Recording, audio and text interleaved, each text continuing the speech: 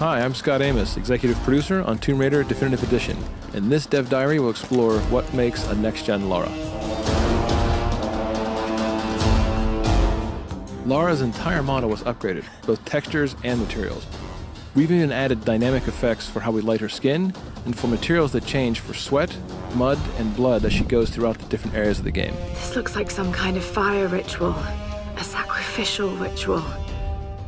One of the ways that we upgraded Lara was certainly looking at her head and her face and saying, we want to build our first attempt at what a next-gen Lara Croft could look like. Lara's head has been retopologized and increased in resolution for a higher fidelity and appearance. Her head was literally rebuilt from scratch with over 5 times the density and improvements on her eyes, nose, mouth, and cheeks, and all of her textures are at a higher resolution as well. The next big area for us to focus on upgrading Lara was something we could only do on next gen. For Lara, her hair is one of the biggest elements you'll constantly see from a third-person camera running through an action adventure. So we added truss effects, custom written and custom optimized for next-gen consoles. I hope this thing still works. This technique allows for all the individual strands of her hair to actually be calculated as a simulation in physics to react to wind, weather, and as she moves, runs, or she's even hanging upside down in the world, giving amazing fidelity to how this character looks on screen. One of the other ways we wanted to upgrade Lara was specifically looking at her skin. It's a very big deal. It's another part of her character that you see a lot, and she goes through so many big changes in this world where she gets muddy, or bloody, or wet from all the rain, or when wading through stagnant pools. So we wanted to add something special for how we light her skin as well. We've added subsurface scattering on Lara's skin. The net effect is that it gives her a more realistic and lifelike appearance.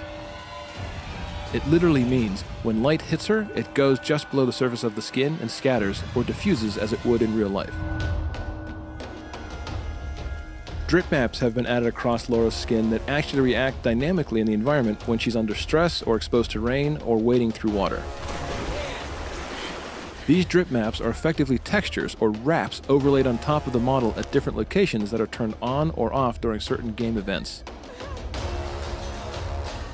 So you can actually see the beads of rain rolling across her skin, and you can see the blood drying on her as she walks across some really dangerous and harsh environments.